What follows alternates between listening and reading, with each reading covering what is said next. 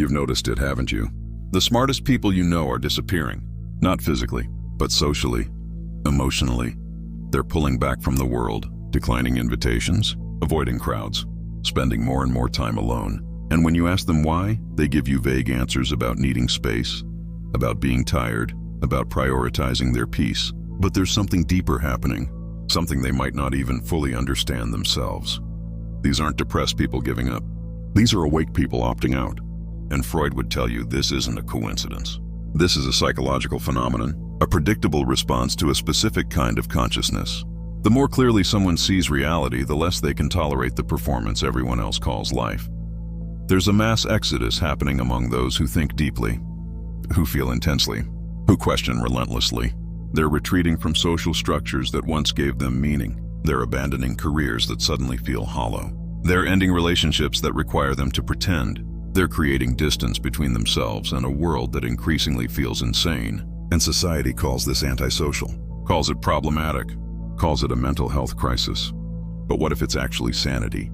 What if isolation is the only rational response to a collective delusion? Freud understood something most people never grasp. Civilization is built on repression, not just sexual repression, though that's part of it, but the repression of our authentic nature.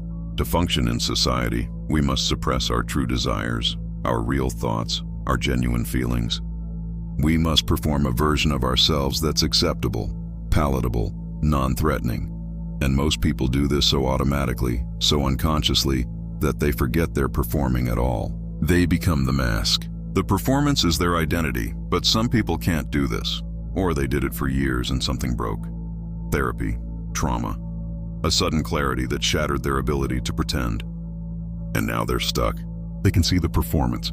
They can see that everyone around them is acting, playing roles, following scripts written by parents, culture, religion, capitalism, scripts that have nothing to do with who they actually are. And once you see this, once you recognize the theater for what it is, you can't unsee it. You can't go back to believing the play is real. This is the first reason awakened minds are isolating. They've lost the ability to participate in the social fiction. Every conversation feels scripted. Every interaction feels hollow. You're at a party and people are making small talk about nothing. They're performing interest in topics they don't care about. They're laughing at jokes that aren't funny. They're maintaining a level of superficiality that protects everyone from actual connection. And you're standing there watching this performance, feeling like an alien. You try to engage authentically. You try to have a real conversation. You bring up something meaningful, something true, and you watch the discomfort ripple across their faces. They deflect, they joke, they change the subject, because real is scary. Real is vulnerable. Real threatens the carefully maintained boundaries everyone has agreed not to cross. So you have a choice. You can suppress your authenticity and join the performance, or you can leave. And increasingly, awakened minds are choosing to leave. Freud called this the return of the repressed. What we push down into the unconscious doesn't disappear. It accumulates. It builds pressure, and eventually it erupts. For most people, this eruption happens in symptoms: anxiety, depression, inexplicable physical ailments. But for those who've done the work, who've made their unconscious conscious, the eruption is different.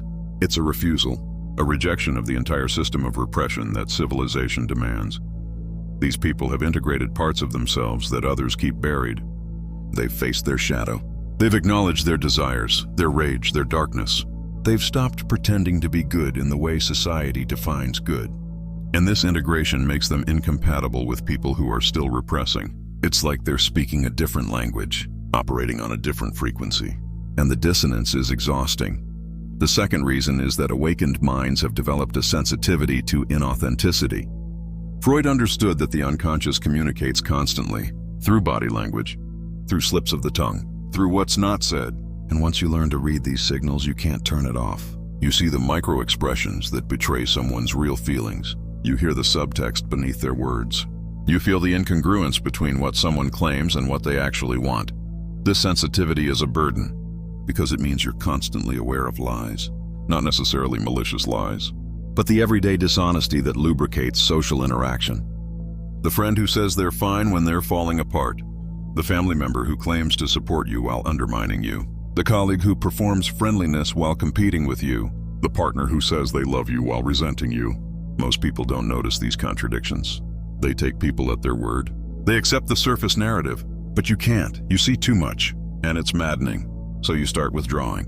Because engaging means constantly navigating these layers of dishonesty. It means pretending you don't see what you see. It means letting people lie to you and responding as if you believe them. It means participating in a mutual delusion, and after a while, the energy required to maintain this performance becomes unbearable. It's simpler to be alone, where you don't have to pretend, where you don't have to manage other people's egos, where you can finally stop performing. Freud would recognize this as a form of ego preservation. The ego is constantly mediating between the ID's demands, the superego's judgments, and external reality. For most people, this mediation happens unconsciously. They've internalized social norms so thoroughly that they don't experience conflict. But awakened minds are hyper-aware of this conflict. They feel the tension between what they want and what's acceptable, between who they are and who they're expected to be. And this constant mediation is exhausting. Isolation is a way of reducing the conflict, of creating space where the ego doesn't have to work so hard. The third reason is that awakened minds have seen through the collective narratives. Every society operates on shared myths. Work hard and you'll succeed. Love conquers all. Justice prevails. Good things come to those who wait. Everything happens for a reason. These narratives aren't true. They're psychological coping mechanisms. Stories we tell ourselves to make random suffering bearable, to create the illusion of control in a chaotic universe, to maintain hope in the face of evidence to the contrary. But once you see these narratives for what they are, once you recognize them as defense mechanisms rather than truths, you can't participate in them anymore. You watch people destroy themselves chasing the American dream. You see them stay in toxic relationships because they believe love should be hard. You watch them accept injustice because they believe in karma or divine plan. And you want to shake them. You want to tell them they're living in a fairy tale. But you can't, because these narratives are load-bearing. Remove them and the person's entire psychological structure collapses. So you stay silent. You watch the collective delusion play out, and you feel increasingly alienated. Because you're living in a different reality, you see the randomness, the meaninglessness, the arbitrary nature of suffering and success. You understand that most of what happens to people has nothing to do with their virtue or effort. It's timing, it's luck, it's systemic forces beyond individual control. And this understanding separates you from everyone still invested in the narrative. Freud understood this when he developed his reality principle. The pleasure principle demands immediate gratification. It's the ID saying, I want what I want when I want it. But the reality principle requires us to delay gratification, to accept that we can't always get what we want, to adapt to external constraints. Most people never fully accept reality. They cling to magical thinking, to belief systems that promise reward for suffering. But awakened minds have integrated the reality principle completely. They see the world as it is, not as they wish it to be, and this clarity isolates them. The fourth reason is digital exhaustion. We're living in an era of unprecedented connection, social media, constant communication, the ability to reach anyone, anywhere, anytime. And this has revealed something disturbing. Most human interaction is noise. It's performance. It's people broadcasting curated versions of themselves. It's outrage and virtue signaling and attention seeking. It's a digital theater where everyone is performing and no one is real. Awakened minds are exhausted by this performance. They tried to use these platforms authentically. They tried to have real conversations. They tried to build genuine connections. And they discovered it's impossible. Because the medium itself encourages performance. It rewards outrage over nuance. It amplifies extremes and punishes complexity. It creates an environment where depth is impossible and authenticity is punished.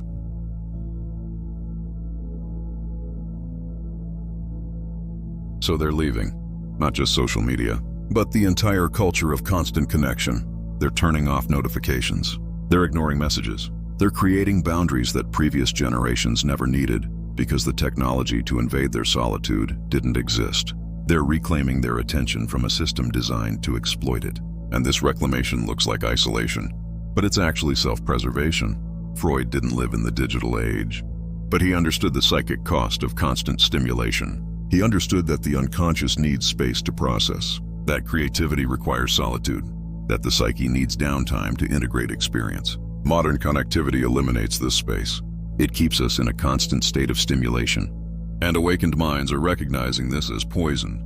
They're choosing silence over noise, depth over breadth, quality over quantity. And this choice necessarily means isolation from the majority still addicted to constant connection.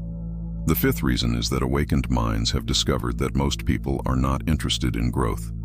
This is perhaps the hardest truth to accept. You'd think that if you showed someone a path to greater self-awareness, to freedom from their patterns, to liberation from their suffering, they'd take it. But they don't. Most people don't want to grow. They want to be comfortable. They want their biases confirmed. They want to stay exactly where they are while complaining about being there. Freud documented this extensively in his work on resistance. Patients would come to him desperate for change. But when the analysis started revealing uncomfortable truths, when growth required them to confront repressed material, they resisted. They sabotaged, they quit. Because growth is painful. It requires you to face parts of yourself you've spent your life avoiding. It requires you to give up defense mechanisms that have protected you. It requires you to sit with anxiety, with uncertainty, with the dissolution of your identity before a new one can form. Most people would rather suffer in familiar ways than grow in unfamiliar ones. They'd rather blame external circumstances than examine their own patterns. They'd rather repeat their traumas than work through them. And if you're someone who's committed to growth, who's done the painful work of self-examination, you cannot relate to this choice anymore. You can't understand why someone would choose to stay stuck, why they'd resist insights that could free them, why they'd attack the very people trying to help them see. So you stop trying. You stop offering insights that aren't wanted. You stop holding up mirrors that people will only resent. You stop exhausting yourself on people who aren't ready. And you gravitate towards solitude, because solitude doesn't resist. Solitude doesn't demand that you shrink. Solitude doesn't punish you for seeing clearly. In solitude, you can continue your own growth without the constant drag of others' resistance. Freud himself experienced this isolation. His ideas were rejected by the medical establishment. His colleagues turned on him. His theories about sexuality scandalized Vienna. He was essentially exiled from mainstream intellectual circles. And he continued his work anyway, in isolation, with a small circle of followers who could understand what he was attempting. He discovered that pioneering consciousness is lonely work, that those who go first into uncharted psychological territory do so alone. The sixth reason is that awakened minds have recognized the toxicity of collective identity. Humans are tribal creatures. We form groups. We create in-groups and out-groups. We derive meaning from belonging, from being part of something larger than ourselves. This is how civilization formed, through collective identity, through shared beliefs and values and enemies. But awakened minds see the shadow side of this tribalism. They see how group identity requires conformity, how it demands loyalty over truth, how it creates blind spots and echo chambers, how it turns people into ideologues who've outsourced their thinking to the collective. They watch political tribes dehumanize each other. Religious groups claim moral superiority while perpetrating atrocities. Social movements that started with noble intentions devolve into purity spirals and witch hunts, and they want no part of it. Because they've learned to think for themselves. They've developed individual consciousness rather than tribal consciousness. They don't need to belong to a group to know who they are. They don't need an enemy to define themselves against. They don't need shared outrage to feel connected. This makes them suspicious to all tribes. Neither left nor right will claim them. Neither religious nor atheist circles fully accept them. They exist between categories, in the liminal space where nuance lives, and this space is lonely. Freud understood that individual consciousness often conflicts with group psychology. He wrote about how crowds regress to a more primitive psychological state, how individual reasoning is suspended in favor of collective emotion, how people will do in groups what they'd never do alone. Awakened minds have recognized this regression. They've seen themselves get swept up in collective movements. They've noticed how group membership dulls their critical thinking, and they've chosen individuation over belonging, consciousness over comfort, and the price is isolation from the tribe. The seventh reason is that awakened minds are exhausted by emotional labor. They've spent years managing other people's feelings, reading the room, adjusting their energy to match the collective mood, suppressing their own needs to accommodate others, playing therapist to friends who never reciprocate, being the strong one, the wise one, the one everyone turns to in crisis but no one checks on when things are calm. This is the curse of being awake in a sleeping world. People sense your consciousness. They're drawn to your stability. They want your insights, your energy, your presence, but they don't want to do the work themselves. They want you to fix them, to make them feel better, to give them answers while they ignore your advice.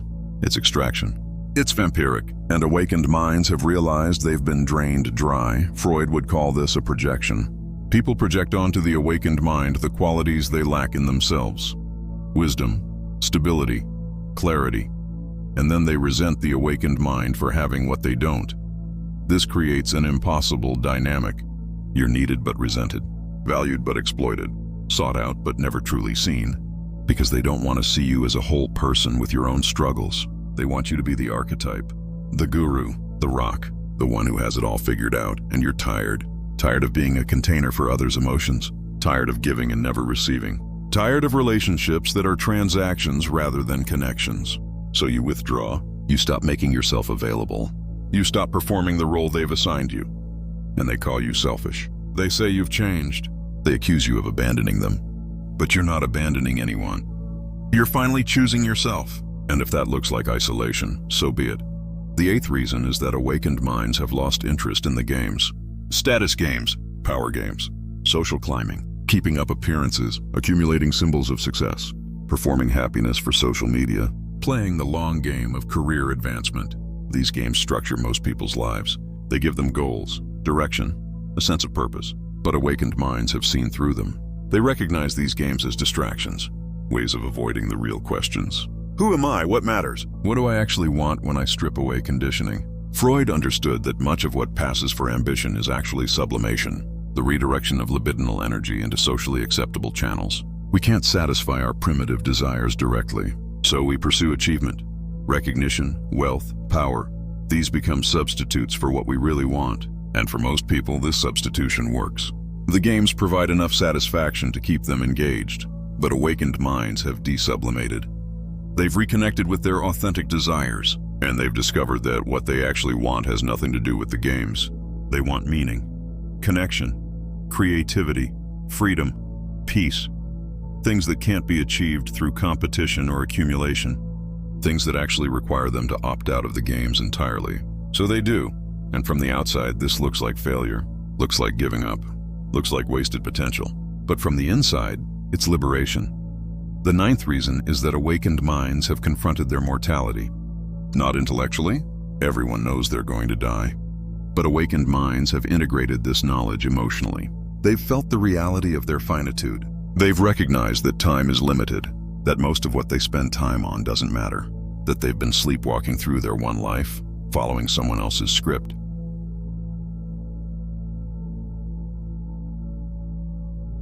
Freud wrote about the death drive, thanatos, the unconscious pull toward dissolution. But there's another aspect to death awareness. It can be clarifying. It can strip away everything inessential.